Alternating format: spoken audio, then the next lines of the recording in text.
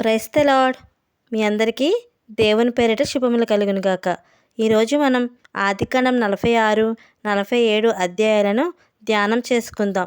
ధ్యానం చేసుకునే ముందు చిన్న ప్రార్థన. ప్రేమగల తండ్రి, దేవా, ఈ సమయంలో ఈ అధ్యాయాలను ధ్యానించబోతున్నాం. యాకోబు జీవితంలో నువ్వు ఎలా నడిపించావో మా జీవితాల్లో కూడా అలాగే నడిపించుము. భయం ఉన్న చోట ధైర్యం, అనిశ్చితలో నమ్మకం, మార్పులో నీ సన్నిధి అనుభవించడానికి నీ ఆత్మ ద్వారా మాకు జ్ఞానం దయచేయము. యేసునామంలో ప్రార్థిస్తున్నాము తండ్రి, ఆమేన్. ఇక టాపిక్లోకి వెళ్దాం. యాకోబు జీవితంలో ఇది మౌనమైన అత్యంత కీలకమైన రాత్రి. కానాను దేశం అతనికి వాగ్దాన భూమి. అక్కడే దేవుడు అతనితో మాట్లాడాడు. అక్కడే అతని కుటుంబం పెరిగింది. కానీ ఇప్పుడు పరిస్థితులు అతనిని ఆ భూమి నుండి బయటికి నడిపిస్తున్నాయి. కరువు తీవ్రంగా ఉంది. యోసేపు బ్రతికి ఉన్నాడన్న వార్త హృదయాన్ని కదిలించింది. కానీ ఒక తండ్రిగా యాకోబు ఆనందంతో పాటు భయాన్ని కూడా మోసుకొస్తున్నాడు. దేవుడిచ్చిన భూమిని వదిలి వెళ్ళడం దేవుని చిత్తమేనా అని ఈ ప్రశ్న అతని హృదయంలో కలవరపెడుతుంది. అందుకే యాకోబు నేరుగా ఈజిప్టుకు వెళ్ళలేదు. తన ప్రయాణంలో అతడు బేర్షెబా దగ్గర ఆగాడు. అది అతని తండ్రుల దేవుడు మాట్లాడిన స్థలం. అక్కడ యాకోబు బలులు అర్పించాడు. మాటలు ఎక్కువ లేవు, కేవలం ఒక ప్రార్థన మాత్రమే ఉంది. దేవా, నీవు చెప్పే వరకు నేను ముందుకు కదలను అని అన్నాడు. ఆ రాత్రి దేవుడు మాట్లాడాడు. నిశ్శబ్దంలో ఒక స్వరం వినిపించింది, యాకోబా, యాకోబా అని. ఆ పిలుపులో ప్రేమ ఉంది, ఆత్మీయత ఉంది. అతనికి తెలియచేసిన విషయం ఒకటే, నీవు ఒంటరి వాడివి కాదు. దేవుడు చెప్పాడు, భయపడకము, నీవు ఈజిప్టుకు దిగి వెళ్తున్నా నేను నీతోనే వస్తాను. అక్కడ నేను నిన్ను గొప్ప జనముగా చేస్తాను. ఈ ప్రయాణం అంతిమం కాదు, నిన్ను తిరిగి తీసుకొస్తాను. ఆ మాటలు యాకోబు హృదయంలోకి భయాన్ని తుడిచేశాయి. అతడు అర్థం చేసుకున్నాడు, నేను వాగ్దాన భూమిని వదిలిపోవడం కాదు, దేవుని చిత్తంలోకి ప్రవేశిస్తున్నాను అని. అదే ఉదయం యాకోబు తన కుమారులు, మనమలు మొత్తం 70 మందితో కలిసి ఈజిప్టు వైపు ప్రయాణం మొదలుపెట్టాడు. చిన్న కుటుంబంలాగా కనిపించిన దేవుని దృష్టికి అది ఒక జాతి ఆరంభం. ఈజిప్టులోకి చేరుకున్నప్పుడు యోసేపు తన రథంలో వచ్చాడు. అధికారంతో, ఘనతతో ఉన్న యోసేపు తండ్రిని చూసిన క్షణమే అన్నీ మర్చిపోయాడు. తండ్రి మెడపై పడి ఏడ్చాడు. ఎంతసేపో, మాటలు లేవు. అక్కడ చెప్పబడని కథలు ఎన్నో ఉన్నాయి.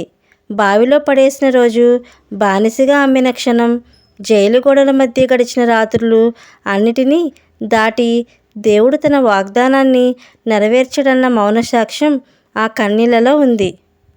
యాకోబు అప్పుడు అన్నాడు, ఇప్పుడు నేను చచ్చినా పర్వాలేదు, నీవు బ్రతికున్నావని చూశాను. కానీ దేవుడికి ఇది ముగింపు కాదు, ఇది ఒక క్రొత్త అధ్యాయం ప్రారంభం మాత్రమే. ఈ 46వ అధ్యాయం మనకు చెప్పేది ఇదే.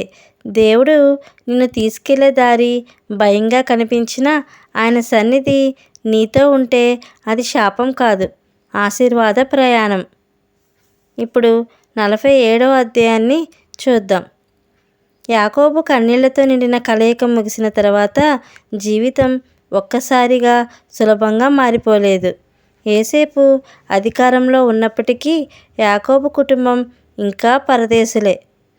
వారిని ఎక్కడ ఉంచాలి, ఎలా జీవించాలి, ఈ క్రొత్త దేశంలో వారి స్థానం ఏమిటి అన్న ప్రశ్నలు ముందున్నాయి.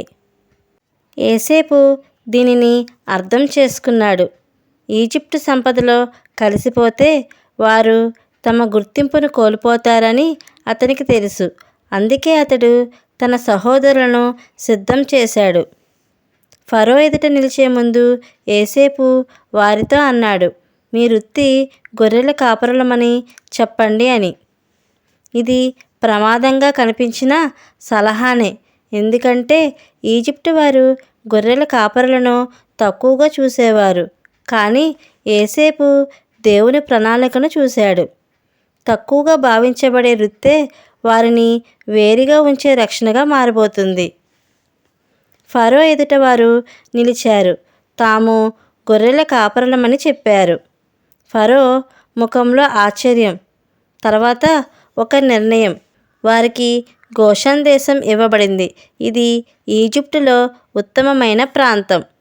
అక్కడ వారు నివసించారు. కానీ ఫరోకి భూములు అమ్మలేదు. తమను తాము ఫరోకి అప్పగించుకోలేదు. పన్ను చెల్లించనవసరం కూడా లేదు. ఎందుకంటే వారు ఈజిప్టు ఆర్థిక వ్యవస్థలో భాగం కాదు, దేవుని వాగ్దానంలో భాగం. పరదేశులైన దేవుని చిత్తంలో ఉన్నందున వారు ప్రత్యేకంగా కాపాడబడ్డారు. తర్వాత యోసేపు తన తండ్రి యాకోబును ఫరో ముందుకు తీసుకొచ్చాడు. ఇది చాలా లోతైన దృశ్యం. ఒకవైపు ప్రపంచాన్ని పాలించే రాజు, మరోవైపు వృద్ధుడైన గొర్రెల కాపరి నిలిచాడు. కానీ జరిగినది ఊహించని విషయం. యాకోబు ఫరోను ఆశీర్వదించాడు. ఫరో యాకోబు కుటుంబాన్ని కాపాడాడు. అందుకు ప్రతిగా దేవుని ఆశీర్వాదం అతని మీద ప్రకటించబడింది. అంటే ఈ ప్రపంచ రాజ్యాల కంటే దేవుని వాగ్దానం గొప్పదని ఆ క్షణం మౌనంగా ప్రకటించబడింది. ఫరో యాకోబును అడిగాడు, నీ జీవిత దినములు ఎంత అని. యాకోబు సమాధానం బాధతో నిండింది. నా జీవితం తక్కువ, కష్టములలో నిండినది. ఇది నిరాశ మాట కాదు, అది అనుభవం మాట్లాడిన మాట. కష్టాల మధ్యలో కూడా దేవుడు తనను వదలలేదన్న సాక్ష్యం. ఇదే సమయంలో ఈజిప్ట్లో కరువు తీవ్రమైంది. 1 సంవత్సరం మాత్రమే కాదు, 7 ఏళ్ళు కొనసాగింది. అప్పుడు ప్రజల దగ్గర డబ్బు ఉంది. ఆ డబ్బుతో వారు యోసేపు దగ్గరికి వచ్చి ధాన్యం కొనుగోలు చేశారు. కాలం గడిచింది, ఆహారం ఇంకా కావాలి. కానీ ఇప్పుడు డబ్బు అయిపోతుంది. తర్వాత పశువులు ఇచ్చారు, అవి కూడా అయిపోయాయి. చివరికి ప్రజలు యోసేపు దగ్గరికి వచ్చి ఇలా అన్నారు, మా దగ్గర ఇంకేం లేదు, మేము మా భూములు మాత్రమే ఉన్నాయి, మమ్మల్ని చనిపోనివ్వకండి అని అన్నారు. యోసేపు ప్రజలను బానిసలుగా అమ్మలేదు, వారిని నాశనం చేయలేదు. అతడు ఒక వ్యవస్థ ఏర్పాటు చేశాడు. భూములు ఫరో పేరు మీదకు తీసుకున్నాడు.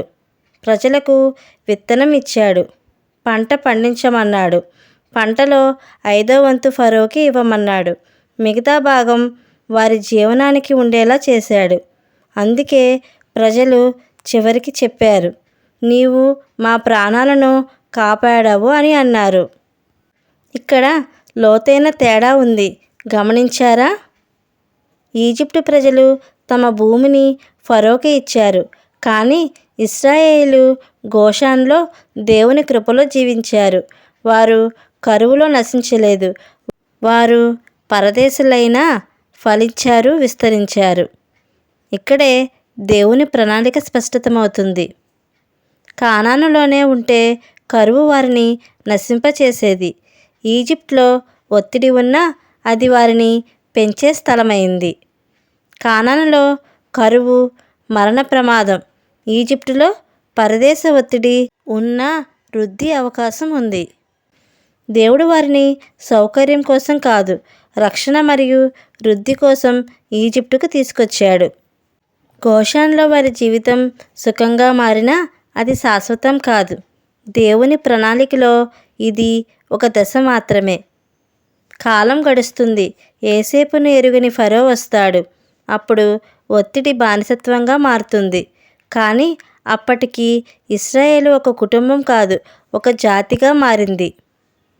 ఈ అధ్యాయం మనకు చెప్పేది ఇదే. దేవుడు మనలను ఎక్కడ ఉంచాడో అది ముఖ్యం కాదు, అక్కడ ఆయన మనతో ఉన్నాడా లేదా అన్నదే ముఖ్యము. భయంగా కనిపించిన ఈజిప్టు వాగ్దానానికి దారితీసింది. కరువు మధ్య దేవుడు తన ప్రజలను కాపాడాడు. భయంతో మొదలైన ప్రయాణం దేవుని హామీతో కొనసాగితే అది తరాల ఆశీర్వాదకరంగా మారుతుంది. చివరిగా ప్రార్థన చేసుకుందాం. పరలోకపు తండ్రి, దేవా, యాకోబును భయంతో నిండిన ప్రయాణంలో నీ హామీతో నడిపించిన దేవా, మా జీవితాల్లో కూడా అలాగే నడిపించుము. మేము అర్థం కాని మార్గాల్లో ఉన్నప్పుడు నీవే మా తోడు ఉన్నావని నమ్మకం ఇవ్వుము. యోసేపులాగా నమ్మకంగా నిలబడే కృపను, యాకోబులాగా నీ స్వరాన్ని వినే హృదయాన్ని మాకు దయచేయము. మా తరాల ద్వారా నీ నామం మహిమపడినట్లు చేయుము. యేసు నామంలో ప్రార్థిస్తున్నాము తండ్రి, ఆమేన్. సో ఇది ఫ్రెండ్స్, మీకు ఎలా అనిపించింది? మీకు కనుక ఆత్మీయంగా అనిపించినట్లయితే మీరు ఇచ్చే లైక్, కామెంట్, షేర్ ద్వారా నన్ను ఎంతో సపోర్ట్ చేసిన వారు అవుతారు. Thank you friends. మరొక టాపిక్తో కలుసుకుందాం.